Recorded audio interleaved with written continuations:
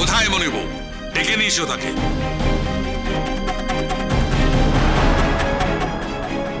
বাবা, খাবার। এই যে মনিব, আমি তোমাকেই খুঁজছিলাম। দেখো দেখো, গিরিশ কি আবল তাবল কথা বলছে। ও বলছে যে তরুলতা নাকি শচীনের বিবাহিতা স্ত্রী, তুমি নাকি তার সাক্ষী। বলো মনিব, বলো এসব মিথ্যে। আমার সন্তান কখনো এই কাজ করতে পারে না। বলো মা। কি হলো? তুমি কথা বলছো না কেন মনিবু? শচীন মারাত্মক দিব্যি দিয়ে মণি বৌঠানের মুখ বন্ধ করে রেখেছে। উনি মুখ খুলবেন না। তুমি চুপ করো। যুক্তির পর যুক্তি সাজিয়ে চলেছো, তাই না? ছি ছি ছি, আমার স্নেহ ভালোবাসার তুমি এই প্রতিদান দিলে গিরিশ? একটা বাজারের মেয়েকে আমার পরিবারের মধ্যে ঢুকিয়ে আমার ছেলের গায়ে কালি ছিটিয়ে আমার সুনাম নষ্ট করছো। ছি! বাবা, কি হয়েছে? আপনি এত উত্তেজিত হয়ে কথা বলছেন কেন? এই দেখো বড় বৌমা, গিরিশ কি আবল তাবল কথা বলছে। ও বলছে যে শচীন নাকি সরলাকে ঠকিয়ে তরুলতাকে বিয়ে করেছে। ঠাকুরপো, মণিবাবু, তুমিই পারো আমাকে এই সংকট থেকে উদ্ধার করতে। বলো মা, বলো এসব মিথ্যে বলো মা। মণিবউ, তার মানে আজ সকালবেলা তোমার কথা শুনে আমি ঠিকই সন্দেহ করেছিলাম। শচীন ঠাকুরপো সরলাকে ডাক্তারের কাছে না নিয়ে গিয়ে তরুলতাকে নিয়ে কালীঘাটে চলে গেল। কেন মণিবউ? আমাকে সবটা খুলে বলো, আমিও জানতে চাই। শচীন ঠাকুরপো আর তরুলতার মধ্যে কি সম্পর্ক রয়েছে? চুপ করে থেকো না মণিবউ, আমাকে সবটা খুলে বলো, কি হয়েছে? কি হলো বলো। শচীন দিব্যি দিয়ে মণি বৌঠানের মুখ বন্ধ করে রেখেছে। উনি মুখ খুলবেন না। দিব্যি? কিসের দিব্যি দিয়েছে শচীন ঠাকুরপো? তোমার সিথির সিঁদুরের চেয়ে বড় দিব্যি আর কিছু আছে বলে তো আমার জানা নেই মণিবউ। অন্নদা ঠাকুর এখন বাইরে। আমি তোমাকে বলছি, তোমার সিথির সিঁদুরের দিব্যি বলো, তরুলতা কে?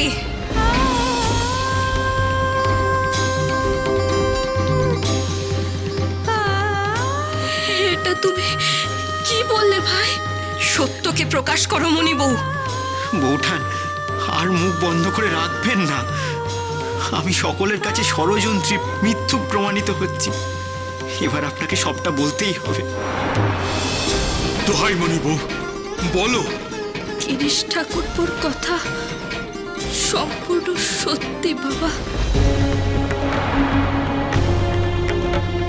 তরুলতা শচীন ঠাকুরপুর ধর্ম সাক্ষী করা স্ত্রী।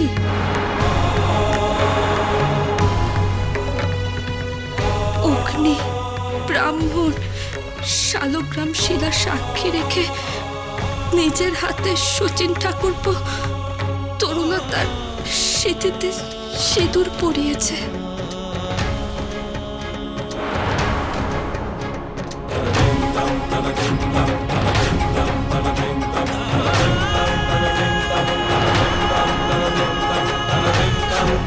মণিবউ,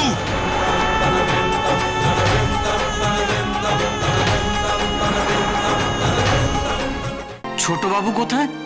উনি তো এখনো বাড়ি ফেরেননি। একজন ওনার সঙ্গে দেখা করতে এসেছেন। গিন্নিমা আপনাকে শুধোতে বললেন। কে এসেছেন? রোগী নাকি? না না মা, পাড়ারই লোক। বেশ, তাকে পাঠিয়ে দাও।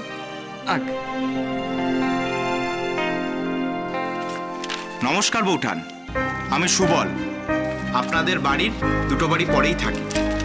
শচীনদা আমাকে খুব ভালো করে চেনে। আমাদের ক্লাবে যান, আড্ডা দেন। আপনি হয়তো জানেন, মোহনদাস করমচাঁদ গান্ধী সত্যাগ্রহ আন্দোলন শুরু করেছেন। তারই জন্য আমরা বাড়ি বাড়ি ঘুরে সই সংগ্রহ করছি। ও মা, তার আমি কি বুঝি? আপনাদের দাদা ফিরলে না হয় আমি ওনাকে বলে দেব। শচীনদার স্ত্রী শিক্ষিতা আমরা জানি, শচীনদাই সে কথা বলেছেন। পুরুষদের স্বাক্ষর তো আমরা পাচ্ছি, কিন্তু আপনারা শিক্ষিতা ভদ্রমহিলারা যদি সই করেন তাহলে আমাদের আন্দোলন আরো জোরদার হয়। শিক্ষিতা না ছাই, কি যে ফাপুরে পড়লুম। ও সই, দেখ না।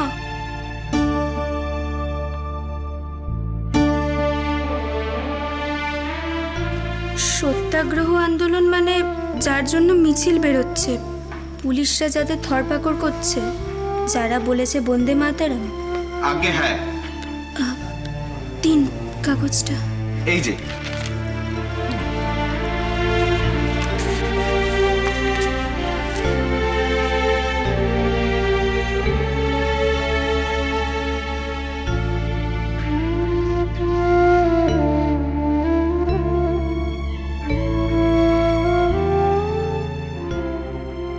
কি করছিস সই?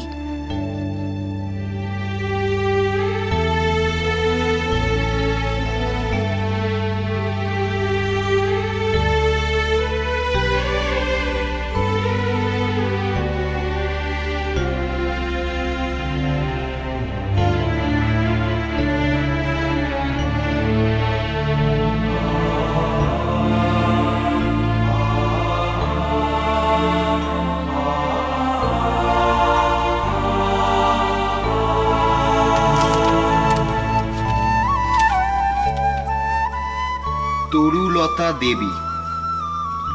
তরুলতা দেবী, ধন্যবাদ। বন্দে মাতারম।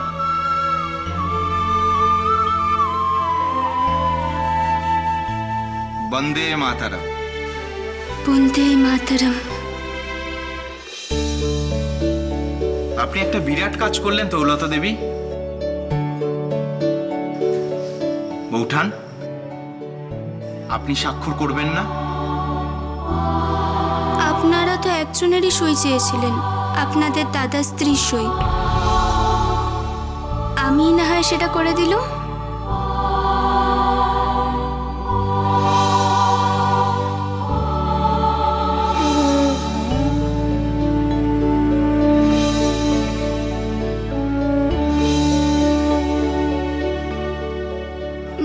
না মানে ওর শরীরটা তো খারাপ, ওকে এই ঝক্কির মধ্যে নাই বা টানলেন। আচ্ছা বেশ, আসি তাহলে। নমস্কার। নমস্কার বৌঠান।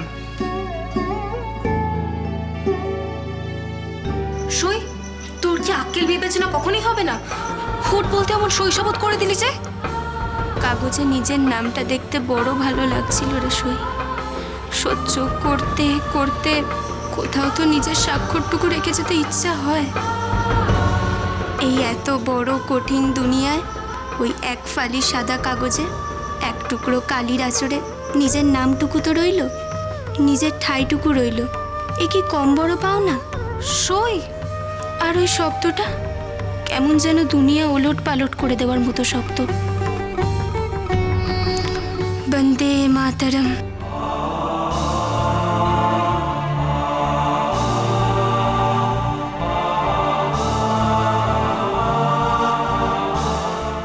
আদিশক্তি আদ্যাপি সোম থেকে শনি সন্ধ্যে ৭টায় আকাশ আট ও প্ল্যাটফর্ম 8-এ।